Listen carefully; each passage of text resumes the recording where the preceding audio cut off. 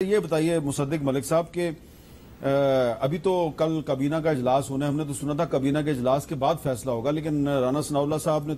تو تقریباً اعلان کر دیا کہ ہم عمران خان کے خلاف ریفرنس دائر کریں گے اور سپریم کورٹ سے درخواست کریں گے کہ فل کورٹ اس کی ہیئرنگ کرے. تو کیا فیصلہ ہو گیا ہے؟ میرے خیال میں جی، کیونکہ ایک قانونی کمیٹی بھی بن گئی تھی اور ایک سیاسی کمیٹی بھی بن گئی تھی اور ان کے تمام معاملات چل رہے تھے، اور رانا صاحب کیونکہ ان کے ممبر ہیں تو رانا صاحب کو زیادہ معلوم ہوگا. مجھے یہ معلوم ہے کہ وہ تمام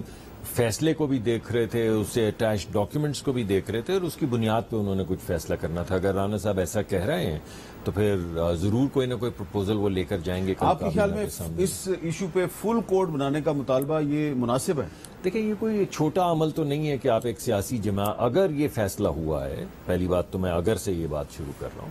تو یہ کوئی چھوٹا فیصلہ تو نہیں ہے کہ ایک سیاسی جماعت کے متعلق ان تمام چیزوں کے سامنے جو آپ کے سامنے آئی ہیں ان کو مد نظر رکھتے ہوئے کہا جائے کہ کیونکہ انہوں نے ایک غیر ملکی حکومت سے بھی پیسے لیے، کیونکہ انہوں نے غیر ملکی حکومت کون سی؟ جی، اس کے اندر آپ کے جو آج انہوں نے کل فیصلہ نہیں جی، جو انہوں نے ایک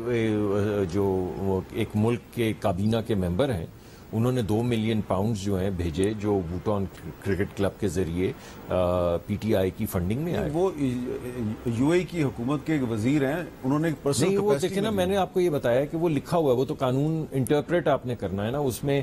اگر آپ کوئی حکومت ہوں، کیونکہ حکومت کیسے پیسے دے سکتی ہے، حکومت ہوں آپ، شیخ مبارک کا نام ہے نا جی، آپ حکومت کے کابینہ میں ہوں، آپ حکومت کی اسٹیٹ اونڈ انٹرپرائز ہوں، یعنی بڑی تفصیل کے ساتھ. اگر کوئی کمپنی بھی ہو جو حکومت اون کرتی ہے تو وہ اگر پیسے دیتی ہے تو وہ اس فنڈنگ میں آتی ہے. تو یہ فیصلے تو اب کرنے ہیں عدالت کو اور کابینہ کو. مگر یہ تمام معاملات جو سامنے آئے ہیں جس میں غیر ملکیوں نے بھی فنڈنگ کی ہے، غیر ملکی 355 کے قریب کمپنیوں نے بھی فنڈنگ کی ہے، ابراج نے بھی فنڈنگ کی ہے، جس کو بعد میں $1 ارب کا فائدہ دیا گیا جیسے ہی حکومت آئی 2020 میں فیصلہ کر کے. ایک ڈٹانگ کول پروجیکٹ جو کمٹمنٹ تھی کے الیکٹرک کی کہ وہ یہ کراچی کے لوگوں کے لیے بجلی بنانے میں انویسٹ کریں گے، اس کا 15 سال پرانا جو کمٹمنٹ تھی اس کو ختم کر دیا گیا. ان کو کہا کہ آپ کو کلین چٹ ہے، اب کوئی حکومت آ کے ان کو نہیں کہہ سکتی کہ آپ کراچی کے لوگوں کے لیے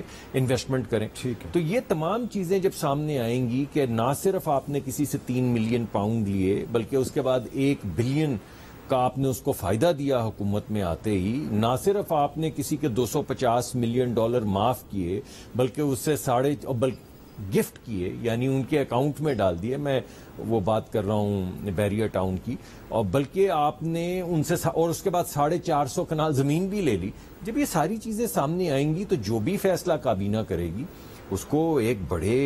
میں سمجھتا ہوں ایک بڑا فیصلہ ہے، تو پوری عدالت کو بیٹھنا چاہیے تاکہ ایک بات سامنے آئے کہ یہ تمام چیزیں جو اتنے سنگین چیزیں ثابت ہوئی ہیں ان کو سامنے رکھتے ہوئے اس پارٹی کے ساتھ کیا کرنا ہے.